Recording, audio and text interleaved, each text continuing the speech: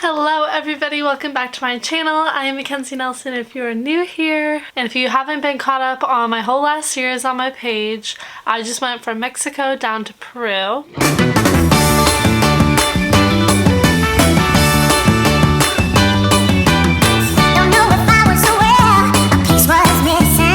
If you have been following along in my series, you must have realized that I skipped out on Machu Picchu.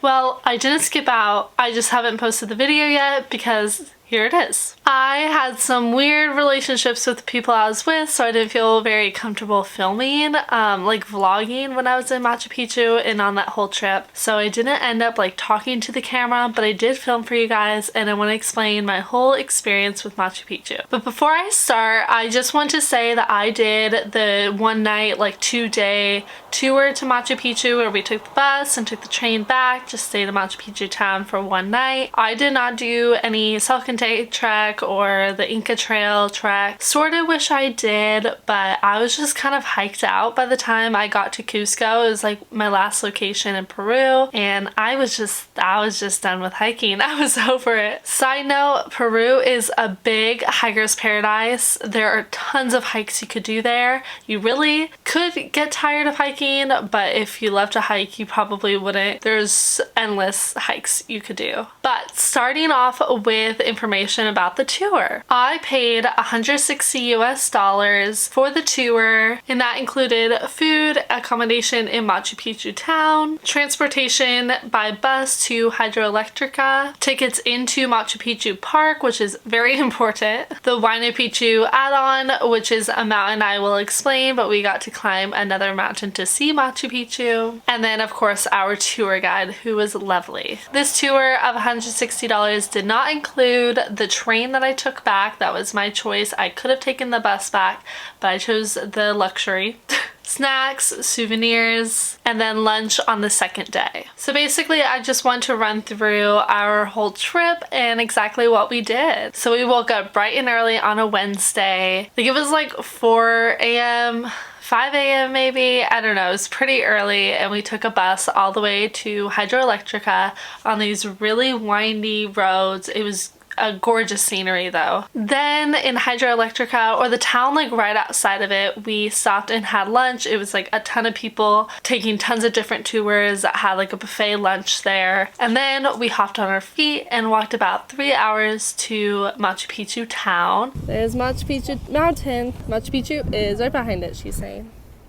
This hike was so gorgeous. It was through these beautiful green trees. It was right along the railroad track and it was all completely flat, so it was a super easy hike. I don't even want to say hike because it was more of a walk. And then once we were in Machu Picchu town, we got to explore a bit. We had dinner and then we made sure before we went back to our hotel to buy the bus tickets for the following day. So by this I mean to get up to Machu Picchu, which is obviously on a very tall mountain, you have to take a really windy path. You could either hike directly up it and there's like steps and a path that you could hike up it, or you could take a $15 bus one way or $30 round trip to the park. I chose this because I didn't want to be super sweaty. Like once I got to Machu Picchu, it didn't look like a fun hike. It was straight up and you would have had to wake up like 2 hours earlier than what we had to wake up for in order to hike this, because it took a long time versus the bus was like 20 minutes. And then once we got to Machu Picchu, we just got to explore the grounds and we met our guide, who was awesome in explaining all of the history of the Incas. And it was just so surreal and so cool being in this wonder of the world. It was such an honor.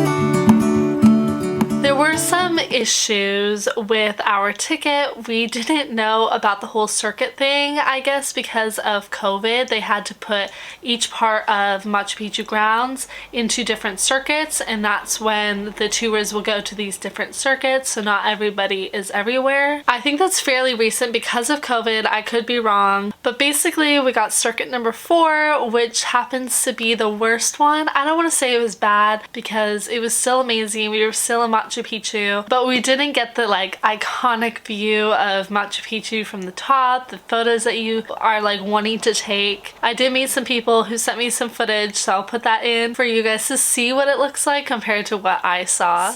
But with circuit 4, we got to climb MACHU Picchu.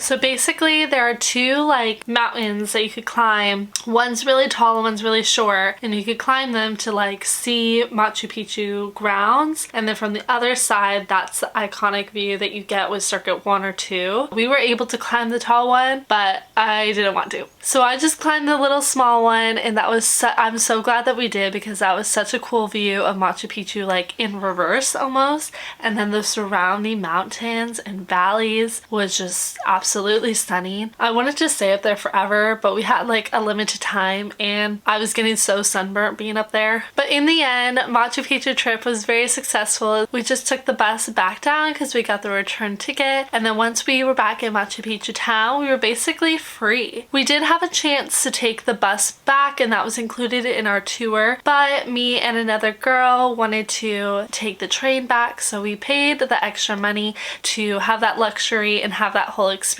of taking the Peru rail back. So basically one way for the train was about $60. It depends on what time you're leaving from the train. I think we just like chose the cheapest one and went with that, which worked out perfectly because we had time for lunch and then we got time to explore in the town of Machu Picchu, and then we hopped on our train, and this was the coolest experience. I'm so glad that we did it, and it looked like you were on like Hogwarts Express or something. Like it was like through the mountains and the caves, and it was so cool, and it was like open glass so you could see. It was just a really cool experience. We did pay the extra money to go all the way back to Cusco, which then we had to hop on like a tiny little bus for 15 minutes or whatever to get more into the town of Cusco from the train station, which was included in our ticket, and then we got a taxi back to our hostel for about like $1. So that was our very simple trip of Machu Picchu.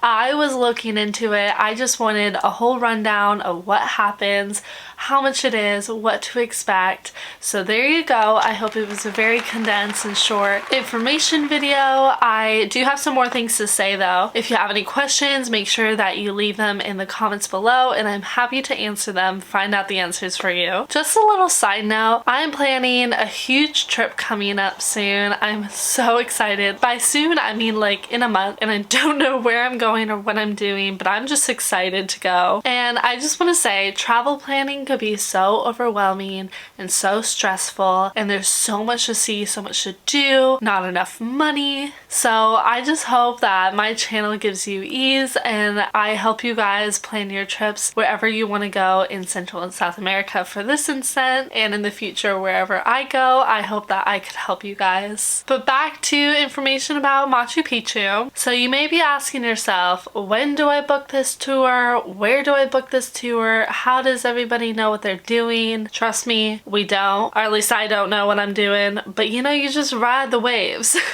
You just see what everybody else is doing. It all becomes a lot easier once you let go. But basically, when you want to book, I didn't do any of the trails, but I was looking into it, and they sold out about 2 or 3 weeks in advance of when you would leave for the hikes. I think this is just because they wanted to prepare for how many people are going, what equipment they need to get the tickets to Machu Picchu, and those sell out pretty fast. They have to get the trains, the hotels, and it just takes a lot of preparation for the tour companies. So they want you to book as far in advance as you can, especially for the hikes. Now, I was not prepared. I decided I wasn't going to do the hike, and I was told I could just book a tour in Cusco town, and that worked out fine. I was just shopping around, and I found this company that I wanted to go with because they were the cheapest, and not the cheapest, but seemed like they were the best value for my money. So with that being said, I booked 4 days in advance. Yes, 4 days in advance to when I was leaving for this tour for Machu Picchu. I booked Rainbow Mountain with this company as well. The company was so helpful. They are all over Cusco. You are not going to have a hard time finding a company. Just make sure that you shop around for what fits for you. One last thing I want to say before I end this video is don't forget to get your passport stamp before you leave Machu Picchu town. This is really cool, and now I have a stamp in my passport of a world wonder. See here? Machu Picchu! I also have Chichen Itza in here if you watched that video of when I went to Chichen Itza. Don't know where that one is, but I think it's so cool that they stamp your passport for a world wonder. It's like a whole new country. It's a whole new wonder. Anyways, I'm gonna stop being silly and end this vlog here. I hope that you guys really enjoyed it. Again, if you have any questions, let me know. I'm happy to help. And don't forget to subscribe and like if this video helped you out. And I'll see you guys in the next one. Bye!